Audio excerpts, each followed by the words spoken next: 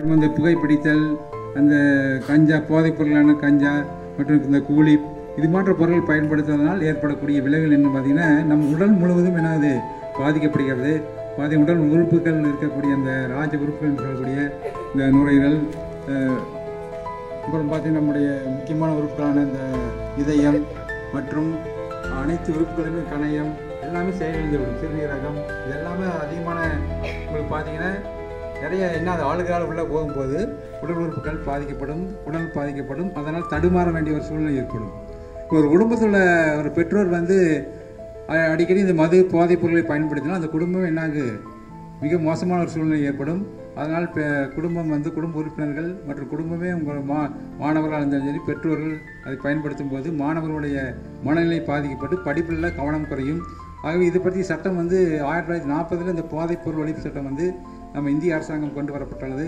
அதை சட்டம் என்னதான் கொண்டு வந்தாலும், சட்டத்தை கொண்டு வந்தாலும் நாம் என்ன பண்ணணும், நாம் அதன்படி அதை ஃபாலோ பண்ணாமல் அந்த போதைப் பொருள்களை விட்டு ஒழித்து நாம் நல்ல வாழ்க்கையில் முன்னேற வேண்டுமா? இந்த நேரத்தில் உங்களை எல்லாம் உங்கள் பெற்றோர்களிடம் நீங்கள் சொல்ல வேண்டும், அறிவுரை சொல்ல வேண்டும். அதாவது பார்த்தீங்கன்னா நிறைய பார்த்தீங்கன்னா இந்த குடி போதைக்கு அடிமையாகி அவர்கள் வாழ்நாள் முழுவதும் என்னது உடல் நலம் கெட்டு விடுகிறது.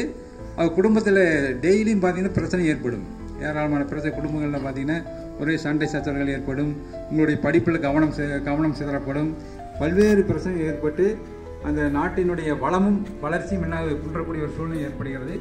போதைப் பொருட்கள் பயன்பாட்டை நாம் இன்னொன்று அனைவருமே, அனைத்து மக்களையும் அதை ஒன்றுபட்டு நின்று நாம் போதை இல்லாமல் ஒரு நாட்டை உருவாக்க வேண்டும் என்பது நம்முடைய தமிழ்நாட்டுடைய முதலமைச்சருடைய ஒரு வேண்டுகோள். அது மட்டுமல்ல, இந்தியா முழுவதும் இந்த போதைப் பொருள் அதிகமாக இருக்கிறது.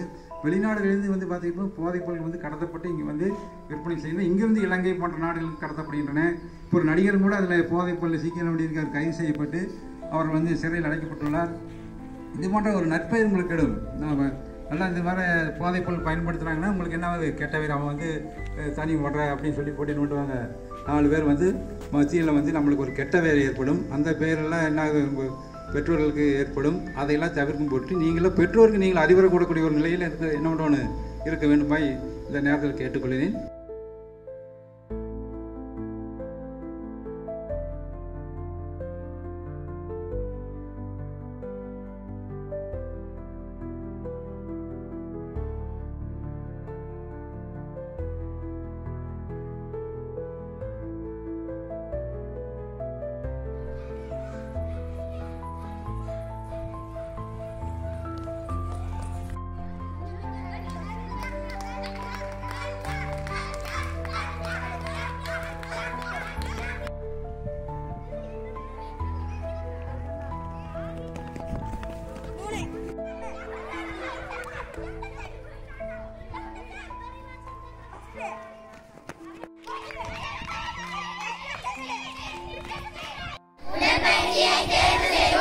போதைப் பொருளை இல்லை, உடற்பயிற்சியை தேர்வு செய்வோம். போதைப் பொருளை இல்லை. வேண்டாம் வேண்டாம், போதை வேண்டாம். வேண்டும் வேண்டும், நல்ல மனம் வேண்டும். வேண்டும் வேண்டும், ஆரோக்கிய மனம் வேண்டும்.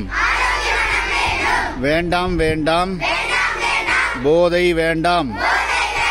வேண்டும் வேண்டும், நல்ல மனம் வேண்டும்.